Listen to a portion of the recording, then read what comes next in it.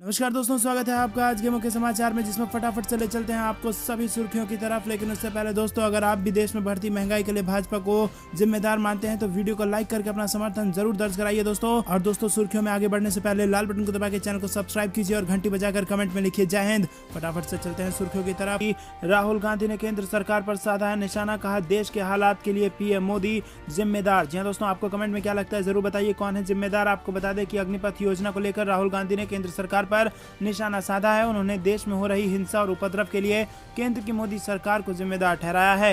राहुल गांधी ने एक ट्वीट में कहा कि बार बार नौकरी की झूठी उम्मीद देकर प्रधानमंत्री ने देश के युवाओं को बेरोजगारी के अग्निपथ पर चलने के लिए मजबूर किया है। 8 सालों में 16 करोड़ नौकरियां देनी थी, मगर युवाओं को मिला सिर्फ पकौड़े तलने का ज्ञान। देश की इस हालात के जिम्मेदार केवल प्रधानमंत्री हैं। जी हाँ दोस्तों, कांग्रेस नेता राहुल गांधी ने पार्टी नेताओं और कार्यकर्ताओं से रविवार को उनका जन्मदिन नहीं मनाने की अपील की है। राहुल गांधी ने पार्टी नेताओं और कार्यकर्ताओं से एक संदेश में कहा कि देश के युवा परेशान हैं और सड़कों पर विरोध कर रहे हैं। कांग्रेस कार्यकर्ताओं को उनके साथ खड़ा होना चाहिए। अखिल भारतीय कांग्रेस कमेटी के महासचिव जयराम रमेश द्वारा ट्विटर पर पोस्ट किए गए एक संदेश में राहुल गांधी ने कहा कि देश के माहौल इस समय बेहद चिंताजनक है। दोस्तों, आपको क्या लगता है, कौन है इस माहौल के लिए जिम्मेदार? कमेंट में हमें जरूर बताइए। वीडियो लाइक नहीं किया तो लाइक कीजिए। रुक करते हैं अगली बड़ी खबर की तरफ। अग्निपथ योजना को लेकर सेना करेगी प्रेस कॉन्फ्रेंस, बढ़ते विरोध के चलते हो सकता है कोई बड़ा ऐलान। जी हाँ दोस्तों, देश भर में केंद्र सरकार द्वारा लाई गई नई सेना भर्ती योजना अग्निपथ का विरोध तेजी से हो रहा है और योजना को वापस लेने के लिए युवा कई राज्यों में हिंसक प्रदर्शन भी कर रहे हैं ताकि सरकार पर दबाव बनाया जा सके। और इसी बीच इस विरोध को देखते हुए सेना एक प्रेस कॉन्फ्रेंस करने जा रही है। माना जा रहा है कि इस प्रेस वार्ता में सेना कोई बड़ा ऐलान कर सकती है। सेना इस योजना के बारे में विस्तृत तौर पर अपनी बात रखेगी। बता दें कि सैन्य मामलों के विभाग के अतिरिक्त सचिव lieutenant general Anil Puri south block में अग्निवीर भर्ती योजना के मुद्दे पर संवाददाता सम्मेलन को संबोधित करेंगे। और इस वार्ता में भारतीय सेना के एडजुटेंट जनरल लेफ्टिनेंट जनरल बंसी पोनप्पा, भारतीय नौसेना के प्रमुख वाइस एडमिरल दिनेश त्रिपाठी और भारतीय वायुसेना के कार्मिक प्रभारी एआर मार्शल सूरज झा अग्निवीर योजना पर संवाददाता सम्मेलन में उपस्थित होंगे। दोस्तों, रुक करते हैं अगली बड़ी खबर की तरफ। अग्निपथ योजना के विरोध में कांग्रेस का जंतर मंतर पर सत्याग्रह, प्रियंका गांधी समेत तमाम बड़े नेता मौजूद। जी हाँ दोस्तों, जब से भारत सरकार ने अग्निपथ स्कीम को लॉन्च किया है तब से इसके खिलाफ विरोध प्रदर्शन जारी है। देश में हिंसा भरा विरोध देखने को मिल रहा है तो वहीं राजनीति भी जमकर हो रही है।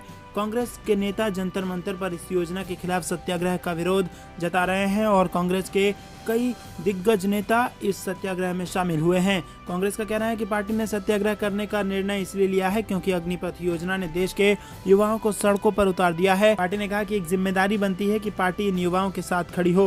दोस्तों, रुक करते हैं अगली बड़ी खबर की तरफ। अग्निपथ स्कीम के विरोध में प्रदर्शन के कारण करीब 700 ट्रेनें रद्द, चेक करें कैंसिल ट्रेनों की लिस्ट। जी हाँ दोस्तों, भारतीय रेलवे को देश के आम लोगों के लाइफलाइन माना जाता है और हर दिन हजारों की संख्या में ट्रेनों का संचालन रेलवे द्वारा किया जाता है। ऐसे में अगर ट्रेनों को रद्द किया जाए तो लोगों को भारी असुविधा का सामना करना पड़ता है। रेलवे ने बड़ी संख्या में ट्रेनों को कैंसिल, डाइवर्ट और रीशेड्यूल कर दिया है और इसका सबसे मुख्य कारण है अग्निपथ स्कीम के खिलाफ विरोध प्रदर्शन। देश के अलग अलग हिस्सों में बड़ी संख्या में ट्रेनों को कैंसिल किया गया है।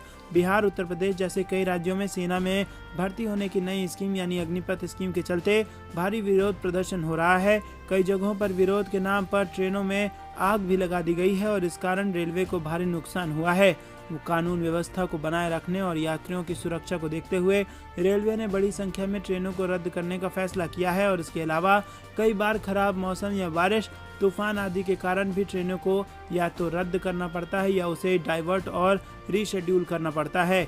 कई राज्यों में अग्निपथ स्कीम के चलते हो रहे विरोध प्रदर्शन में उपद्रवियों द्वारा प्रदर्शन और कानून व्यवस्था को ध्यान में रखते हुए रेलवे ने कुल 676 ट्रेनों को रद्द करने का फैसला लिया है। दोस्तों, रुक करते हैं अगली बड़ी खबर की तरफ। CAA, NRC, कृषि कानून और अग्निपथ योजना, मोदी सरकार के बड़े फैसलों पर हुआ जमकर बवाल। जी हाँ दोस्तों, केंद्र सरकार ने अग्निपथ योजना को जैसे ही लॉन्च किया कि देश भर में हिंसा की चिंगारी सुलग उठी।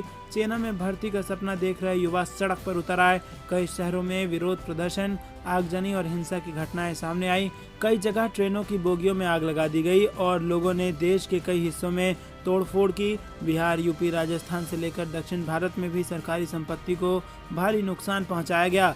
केंद्र की नरेंद्र मोदी सरकार ने 4 साल के लिए सेना की भर्ती को लेकर अग्निपथ योजना शुरू की थी, लेकिन अग्निवीर बनने के लिए युवाओं को ये योजना बिल्कुल रास नहीं आई और इसके बाद देश भर में विरोध प्रदर्शन और हिंसक की घटनाएं सामने आई। विपक्षी दलों ने भी छात्रों के आंदोलन का साथ देते हुए इस योजना को वापस लेने की मांग की। दोस्तों, इससे पहले कृषि कानून के खिलाफ भी जबरदस्त आंदोलन हुआ था और सरकार को झुकना पड़ गया था। बात करें CAA और NRC को लेकर तो यहाँ पर भी जबरदस्त बवाल हुआ था और एक तरीके से कहा जा सकता है कि इसके क्रियान्वयन पर अभी रोक लगा दी गई है। नागरिकता कानून अभी लागू नहीं हुआ है, हालांकि ऐलान हो चुका है। नोटबंदी पर भी इसी प्रकार जमकर बवाल हुआ था। भूमि अधिग्रहण अध्यादेश भी आया था जब, तो इसी प्रकार मोदी सरकार में बवाल हुआ था। दोस्तों, मोदी सरकार के कुछ बड़े फैसले थे जिसने फायदा पहुंचाया कि नहीं पहुंचाया ये तो वक्त बताएगा, लेकिन इनमें बवाल जरूर हुआ। जिसमें एक फैसला था नोटबंदी का, एक फैसला था भूमि अधिग्रहण अध्यादेश का, एक फैसला था नागरिकता कानून का और कृषि कानून का भी फैसला था जिस पर जमकर बवाल हुआ। तो दोस्तों, कमेंट में आप हमें बताइए कि इन सारे बड़े फैसलों का क्या देश को कोई फायदा हुआ कि नहीं हुआ। हाँ या ना में अपनी राय बताइए। दोस्तों, क्या ये सिर्फ बवाल करके देश को नुकसान हुआ या फिर इससे फायदा भी हुआ? अपनी राय हम तक जरूर पहुंचाइए। रुक करते हैं अगली बड़ी खबर की तरफ। नुपुर शर्मा को बड़े नेता के तौर पर किया जाएगा पेश, दिल्ली के CM पद की बन सकती हैं दावेदार, ओवैसी का बड़ा बयान। जी हाँ दोस्तों, ऑल इंडिया मजलिस इत्तेहादुल मुस्लिमीन के प्रमुख असदुद्दीन ओवैसी ने पैगंबर मोहम्मद के खिलाफ आपत्तिजनक टिप्पणी के लिए निलंबित भाजपा प्रवक्ता नुपुर शर्मा की गिरफ्तारी की मांग की है और उन्होंने कहा है कि उनके खिलाफ भारत के कानून के अनुसार कार्रवाई की जानी चाहिए। ओवैसी ने कहा कि नुपुर शर्मा को एक बड़े नेता के तौर पर पेश किया जाएगा और वो दिल्ली के CM पद की दावेदार भी बन सकती हैं। ओवैसी ने कहा कि बीजेपी नुपुर शर्मा की सुरक्षा कर रही है।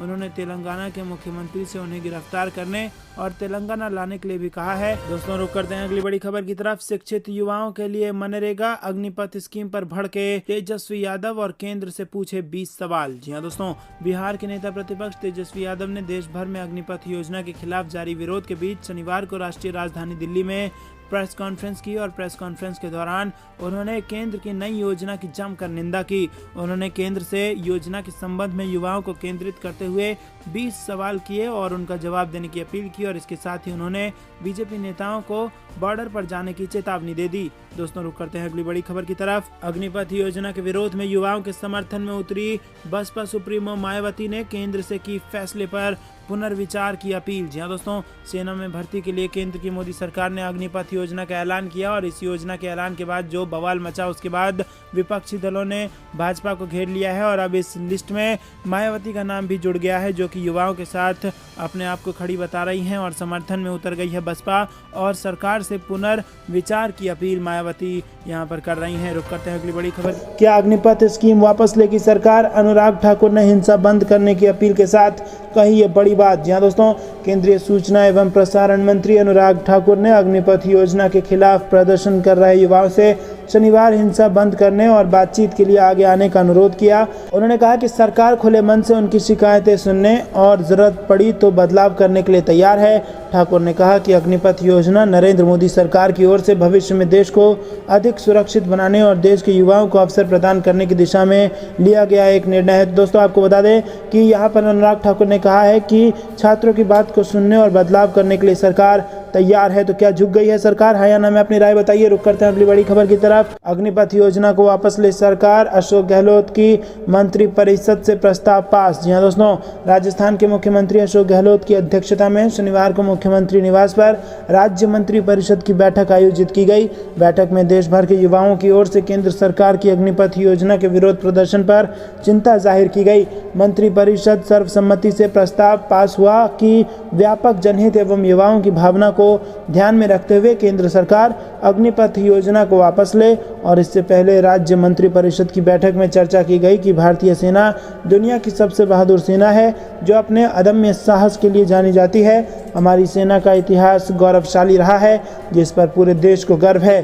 भारतीय सेना का आत्मविश्वास और उसकी प्रतिष्ठा बनी रहे, इसके लिए सेना में कुशलता, अनुभव एवं स्थायी होना आवश्यक है और ऐसे में सेना में दक्षता बढ़ाने के लिए ज़रूरी है कि अल्पकाल के स्थान पर स्थायी रूप से भर्तियां हों ताकि उनके अनुभव का लाभ देश को मिल सके, सेना सभी संसाधनों से युक्त हो और उसे निरंतर मजबूत किया जाए।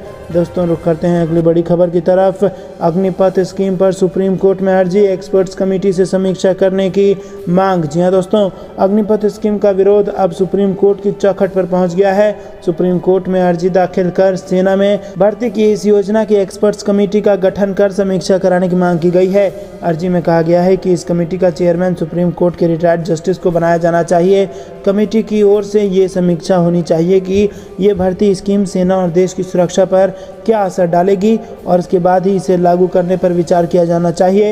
यही नहीं, इस अर्जी में स्कीम के विरोध में हो रहे हिंसक प्रदर्शनों की भी एसआईटी जांच की मांग की गई है और अर्जी में कहा गया है कि सुप्रीम कोर्ट एसआईटी के गठन का आदेश जारी करे और ये कमेटी पता लगाए कि हिंसा के दौरान सार्वजनिक संपत्तियों को कितना नुकसान पहुंचाया गया।